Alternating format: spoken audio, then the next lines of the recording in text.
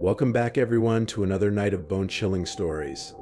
In today's video, we're descending into the dark, eerie world of true and scary basement horror stories, where fear lurks beneath the surface and the unknown hides in the shadows below. These terrifying tales will make you think twice about what could be waiting in the basement of your own home.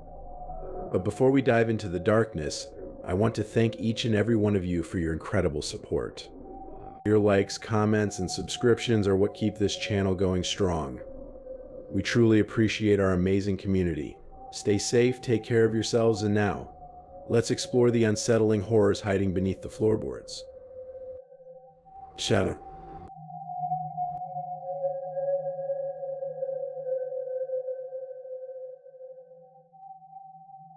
Story 1: The Horror in the Basement.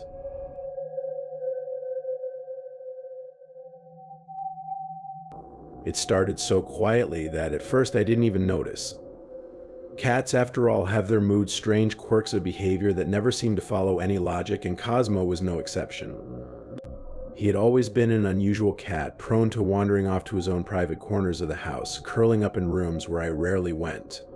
Of all the places, the basement was his favorite. It had been his domain since I brought him home. Even when he was a kitten, he seemed to take to the basement as though it offered something he needed: a kind of solitude, a distance from the bustling world above. I never questioned it. There's a certain comfort in knowing that your pet has found a space where they feel safe. The basement, with its cool, quiet atmosphere, had always seemed like the perfect retreat for him. So for years, I didn't give it much thought.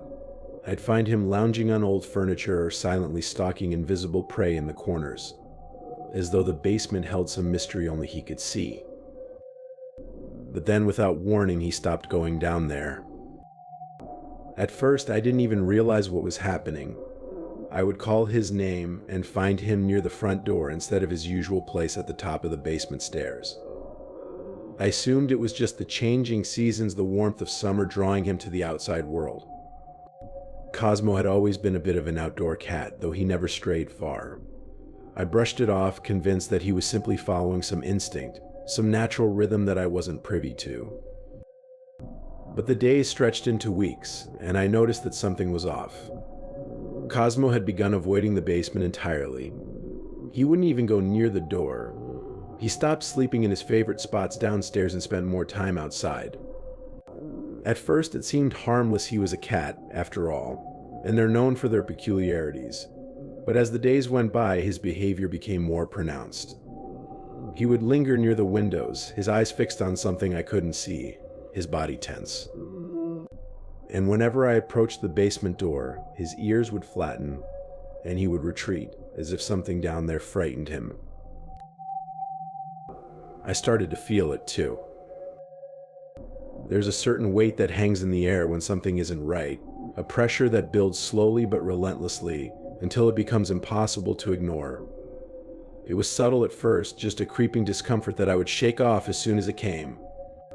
But the more I paid attention to Cosmo, the more I began to notice the same sensations in myself. I found excuses to avoid the basement, telling myself that there was no reason to go down there. The cleaning could wait. The laundry could pile up. But of course, it couldn't wait forever. Life, in its slow, grinding way, pushed me toward that door again and again. Each time I hesitated a little longer. Each time I felt the air grow a little colder, the shadows a little deeper. It wasn't long before I discovered the fleas. One evening, after Cosmo had once again refused to come inside, I went down into the basement to retrieve some boxes I had been meaning to sort through. I had barely reached the bottom of the stairs when I felt something bite at my ankle. I looked down and saw a handful of small, black specks crawling over my skin fleas, dozens of them hopping and clinging to my pants. I recoiled, shaking them off and backing up the stairs, my heart racing. The sight of the fleas filled me with an almost irrational dread. I had dealt with pests before: ants, spiders, the occasional mouse, but something about this felt wrong. They hadn't been there before, had they? I had been down to the basement just a few days earlier, and there had been no sign of them. How had they appeared so quickly, so suddenly? The following days were spent in a frenzied attempt to rid the basement of the infestation. I vacuumed every corner, sprayed every surface, scrubbed the floors until my arms ached. Yet no matter what I did, the fleas persisted. It was as if they were multiplying faster than I could eliminate them, breeding in the very walls, infesting the air itself. During one particularly exhausting afternoon, as I scrubbed at a patch of floor where the fleas seemed to be most concentrated, I noticed something odd. The air around me had grown noticeably cooler. At first, I assumed it was just the natural chill of the basement. But the more I cleaned, the more I realized that the coldness wasn't just physical. It felt almost oppressive, as though the temperature was only one symptom of something far deeper, something hidden. I stood up, wiping my brow, and glanced around the room. The shadows seemed to have lengthened since I'd started cleaning. The basement was dark even on the brightest of days, but now the corners looked impenetrable, as if they were hiding something just beyond my sight. The thought sent a shiver down my spine, and for the first time in years I felt a genuine fear of the basement. I left quickly, telling myself that I was just imagining things, but the feeling lingered, and it only grew worse. The flickering light started soon after. It was late, and I had been sitting in the living room, flipping through an old book one hadn't touched in years. Cosmo was outside, refusing to come in again, and the house was silent, save for the occasional creak of settling wood. I remember it so vividly, the way the light in the room seemed to dim for just a second, as though something had passed in front of the lamp, blocking out its glow. I looked up, but there was nothing there. I shook my head and went back to my book, but the light flickered again. And again. This time it wasn't just the lamp. The overhead light in the hallway began to flicker too, and the shadows it cast seemed to stretch unnaturally, crawling up the walls like black tendrils. A deep sense of unease settled over me. I stood up and moved toward the hallway, intending to check the fuse box in the basement. But as I reached for the basement door, a cold rush of air hit me, and I froze. It wasn't just the basement that was cold now. It was the entire house. The air had grown so thick, so oppressive, that it felt like I was walking through water. My hand hovered over the doorknob, and for a moment I couldn't bring myself to turn it. I couldn't bring myself to open the door and look down into the darkness below. And then the lights went out. I don't know how long I stood there, staring into the pitch-black hallway, waiting for something to happen. The seconds stretched into minutes, and the minutes felt like hours. I could feel my pulse in my throat, hear the blood rushing in my ears.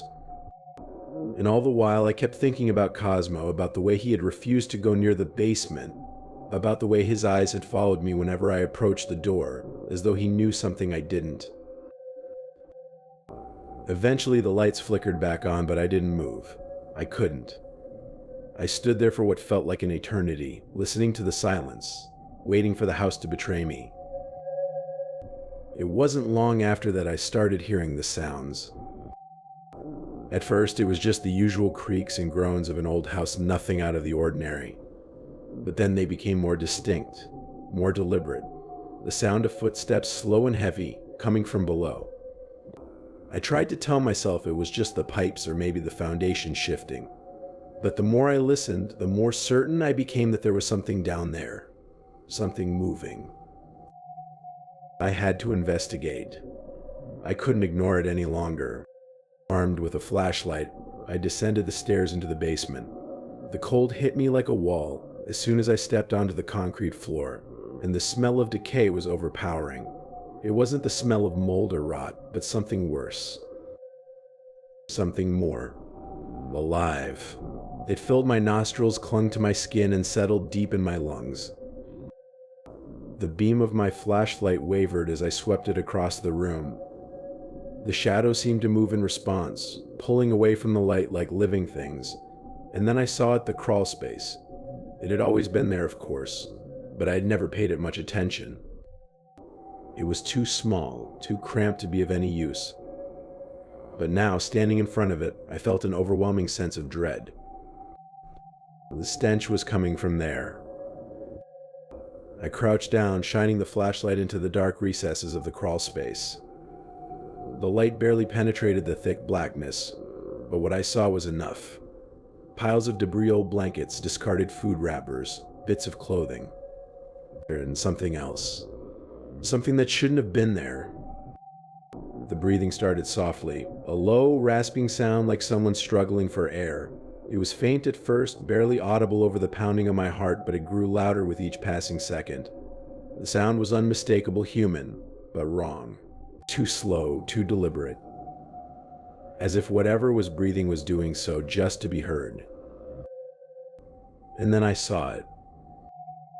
A shadow, larger than it should have been, moved in the crawl space. It shifted, its form barely discernible in the weak light of my flashlight. My breath caught in my throat, and for a moment I was frozen, unable to move, unable to think. Then, with a sudden, violent movement, it lunged toward me. I stumbled back, the flashlight slipping from my hand, its beam flickering as it hit the ground. I scrambled up the stairs, my heart pounding, my breath coming in ragged gasps. Behind me, I could hear the thing moving, hear its heavy breathing, hear the way it dragged itself out of the crawl space and into the room. I barely made it out of the basement before slamming the door behind me. My hand shook as I locked it, my mind racing, my body trembling with fear. The police came the next morning. They found him in the crawl space, just as I had described a homeless man, they said, who had been living there for God knows how long. But they didn't find the thing I had seen. They didn't find the shadow, the breath, the cold that still lingered in the walls. Cosmo still won't go near the basement. Neither will I.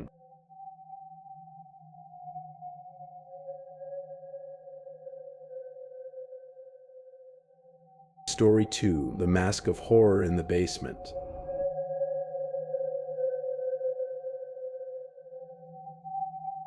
I can no longer recall the exact day, only the slow, suffocating passage of time that seemed to distort everything I once thought I knew about that house. It was a house, I believe, once filled with warmth, with the smell of fresh bread, the sound of laughter echoing in the kitchen. But on that day, everything seemed to be dimmed, drawn into the muted shadows that gathered at the edges of the rooms, whispering in ways I was no longer able to comprehend. Perhaps this is why I can't forget it, though I've tried.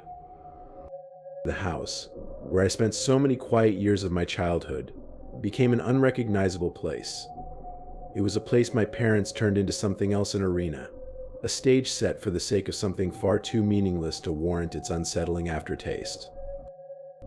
It was to be a haunted house for charity, something harmless, something playful. They decorated the basement as if it were a theater, draped in cobwebs, dusted with forgotten memories of old furniture, a cheap attempt at something sinister. But I remember it differently now, and I am certain the true nature of what transpired was never what it seemed. I was not yet 10 years old, but I had already learned that there was a difference between what people say and what is. The festive words spoken by my parents as they planned the event did not match the cold, heavy air that I could feel seeping in from somewhere deep below, from the earth itself, as they set up their little game. They were too busy, too absorbed in their petty preparations to notice the things I noticed, the small flickers of shadow moving when no one was there, the way the basement seemed to press in on itself, as though it were slowly folding inwards. I do not know what prompted me to observe him, but I saw his arrival, though he came early, was so unremarkable that it could have been mistaken for another event altogether. I had been playing in the yard, the sun a dim memory in the distance, when he arrived. A man, middle-aged, his face neither friendly nor hostile, but simply odd. He stood outside our house, holding nothing but cans of food, a peculiar way of walking, as though each step took more from him than it should have. His coat was too formal for a simple charity event, an old black suit with a drape that seemed too heavy for the weather. His skin was pale, almost unearthly in its shade, as though it had been drained of color by something other than time. But it was his eyes, those thin, unnerving eyes that scanned the house with a kind of deliberation that held me. I remember his glance more clearly than his face itself, eyes flicking over the windows, the curtains, the shadows just beyond the threshold of the door, and then, almost imperceptibly, his gaze fixed on me. There was something so cold about it, as though he knew something I didn't, something that stretched into the very fabric of the air around me. I never spoke to him. I didn't need to. He walked into the house with the same strange air, without greeting anyone. He didn't even acknowledge my parents, who were too busy with the decorations to care. He moved with a kind of deliberate detachment, his movements jerky, unnatural. I should have said something. I should have asked about him, but I was a child, and perhaps that's why I couldn't quite place what it was that seemed so wrong. It was as if he had already stepped through the fabric of our reality and into another. The haunted house was set up by noon. Children came in droves, eager to experience the thrills of the macabre, their faces painted with glee. My friends and I stood by the entrance, eager to see who would be the most frightened. We had no idea how wrong things would become. It started innocuously enough, a simple jump scare here and there. The lights flickered in rhythm with the muffled music from an old radio my parents had shoved into the corner, its crackling sound mingling with the occasional rattle of the floorboards. I had the sense even then that there was more to this place than just a dark room filled with cobwebs and forgotten things. It had weight to it, an oppressive, palpable weight. But then it happened. One of my friends, Jenna, I think suddenly screamed. She was grabbed from behind by a figure wearing a mask. It wasn't a typical mask, it wasn't a clown or a ghost, or even some distorted, exaggerated face of terror. It was a cold, featureless thing, the shape of a human face, but utterly devoid of humanity. The mask was white, but not the pristine white you'd expect from something simple. It was an unnatural, dead white, the kind that you associate with something long since past, something that has forgotten the concept of life altogether. The eyes were dark, empty holes in the mouth, though it curved in a gentle smirk. It was so empty it seemed to breathe a faint, palpable sense of malevolence. At first I thought it was part of the act, a grown-up sneaking in to terrify us for fun. But something in Jenna's voice, her strangled cry, her voice trembling with fear, made me think otherwise. Something was wrong. We fought to free her, tugging at her arm, but the figure didn't seem to care. He simply stood there, unmoving, as if the very air around him thickened with every second he remained. I could feel it, too, the suffocating, oppressive weight of his presence, something uninvited, something that had no place here. The other children began to gather, curious and frightened, but I saw none of them react with the same intensity as Jenna did. She had been marked, singled out by something unseen, something that had slithered out from the cracks of the basement. And then, as quickly as he had appeared, the figure vanished, leaving us all staring at the empty, shadowed corner of the room. It wasn't until much later, when we questioned the incident, that something even darker revealed itself. The man with the mask, he had stolen something. It wasn't just any mask, it was the one belonging to my cousin Thomas. He had been part of the haunted house setup, supposed to wear the mask himself, but now it was gone. We all assumed he had misplaced it, but the truth was much worse. The figure had known it. It had taken it deliberately, as if it needed something, an identity, perhaps, a specific piece of the puzzle. My cousin's absence, the missing mask, it all seemed to tie together in ways I could not begin to understand. And yet, my parents, my aunts and uncles, they dismissed it all. A prank, they said. A misunderstanding. And they shut the event down early. The police arrived, of course, but found nothing. No traces of the figure, no sign of forced entry into the house, and nothing to suggest that anyone had been there at all. I remember the crushing realization that followed. The police said we were all imagining things. No one else had seen the man. There were no fingerprints, no footprints, no evidence left behind except for that dreadful, empty feeling that hung in the air, thick as the musty smell of the basement itself. But it was the silence after the event that disturbed me the most. The police left, and my parents went back to their business, making light of what happened, treating it as a childish prank gone wrong. I couldn't shake the feeling that something had happened, that the man, whoever he was, had been there for a reason far more sinister than any of us had realized. The basement, once a place of play, became something else entirely. It became a space frozen in time, a cavernous hole in the house, its walls closing in on themselves, its shadows darker than the ones outside. I never went down there again, and when I think back on it now, I wonder if something very wrong had begun there, in the space between reality and whatever was creeping in the corners of that room. The mask, the man, the missing pieces of the puzzle, none of it has ever felt quite right. It haunts me still. Even now, all these years later. I've tried to move on. I've tried to tell myself it was just a silly incident, a bad memory from my childhood. But there's something inside me that refuses to forget. There's something that gnaws at me when I sit in silence, when the world is still, and the air in the room begins to thicken with an unseen presence. It's as if somewhere deep in the creaking foundations of that house, something waits for me to remember. I think about the man, his eyes, his hollow gaze, the mask that took something more than just a face. And sometimes when I close my eyes, I can still hear the faintest whisper of breathing in the darkness coming from the basement, or perhaps from somewhere even deeper.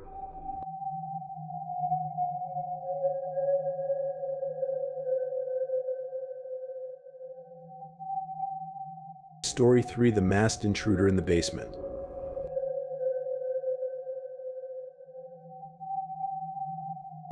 There is a particular brand of silence that fills the spaces of a home after dark. It is a silence that is not peaceful, but rather one that hangs heavy, as though the air itself has been drawn tight. It is the kind of quiet that seems unnatural, a tension waiting to snap.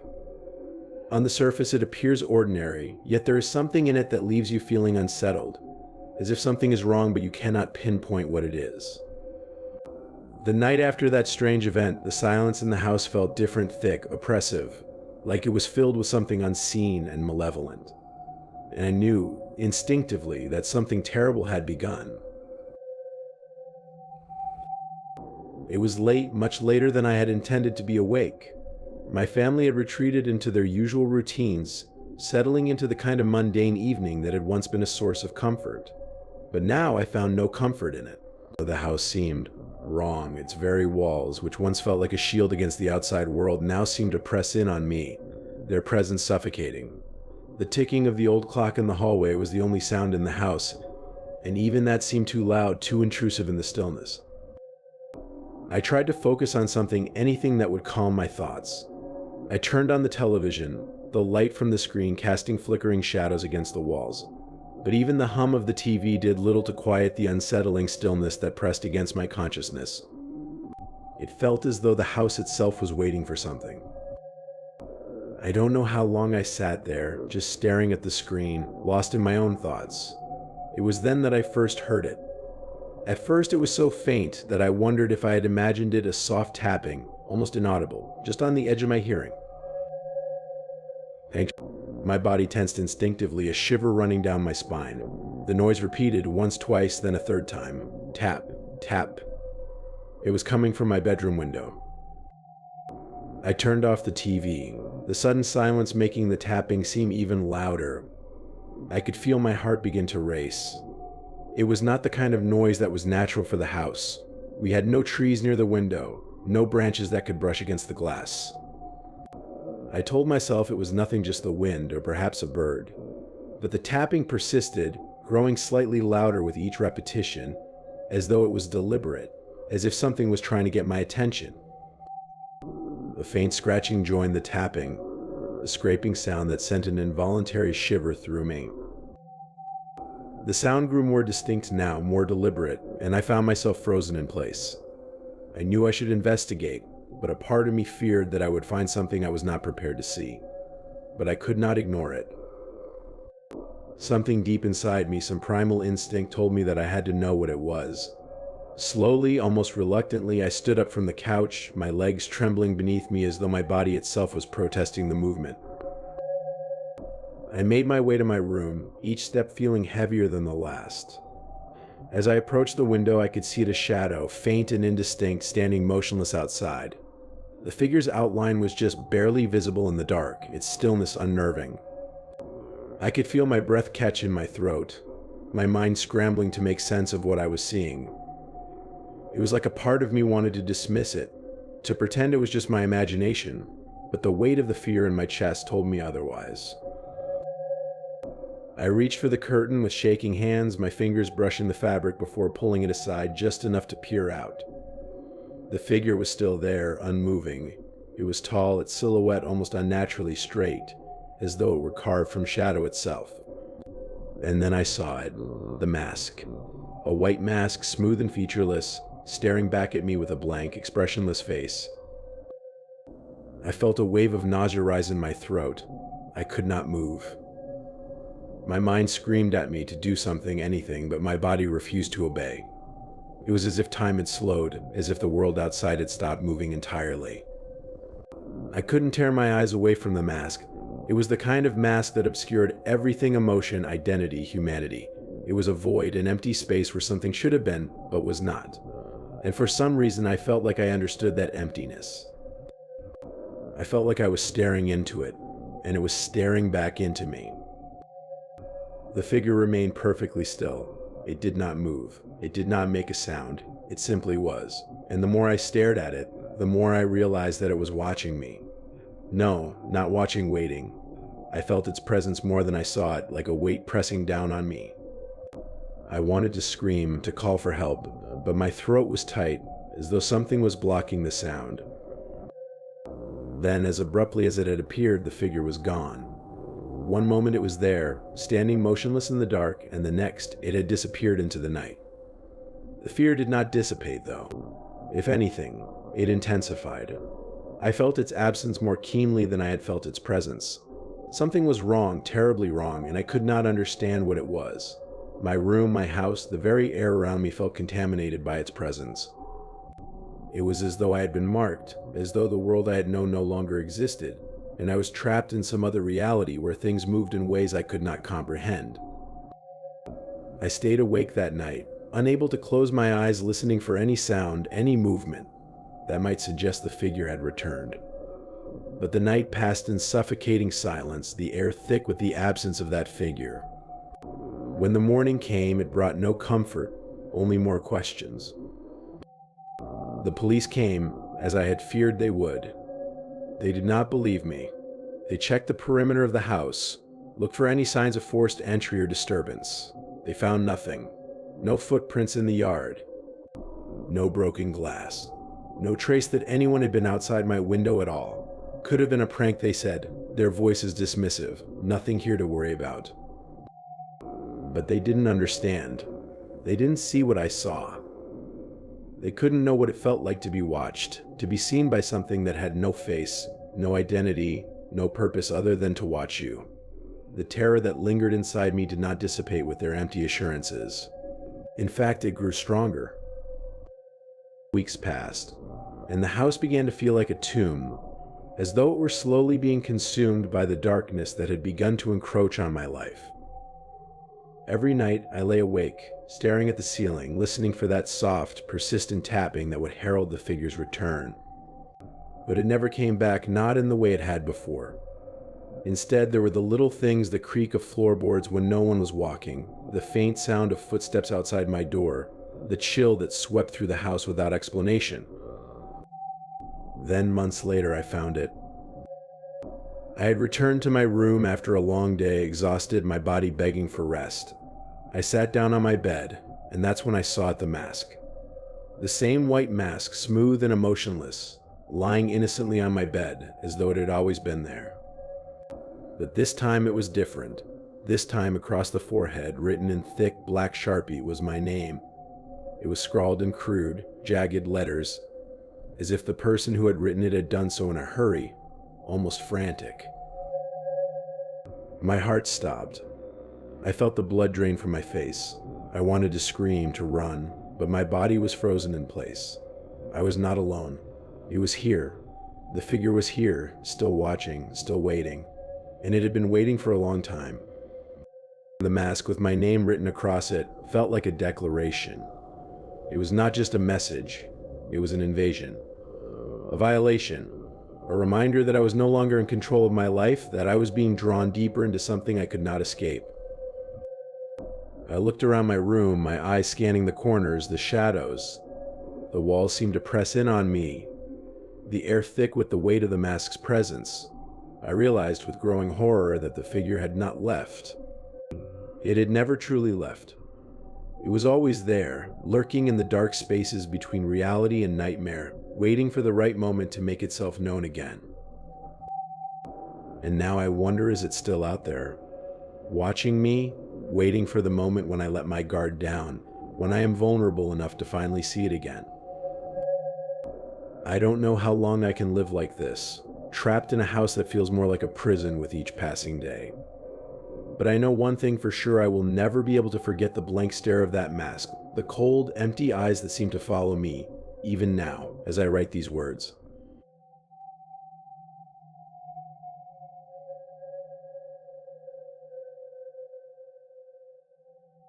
As we come to the end of today's terrifying journey into the depths of these true and scary basement horror stories, we want to thank all of you for joining us. Your support and engagement mean the world to us, and we're so grateful to have you as part of our growing community. If you enjoyed the video, don't forget to like, comment, and subscribe for more spine-chilling stories. We hope these tales have left you with a lingering sense of unease, and we encourage you to stay safe and take care. Remember, some things are better left undisturbed, especially in the darkest corners of your home. We'll see you in the next video. Until then, stay alert, stay healthy, and keep watching the shadows.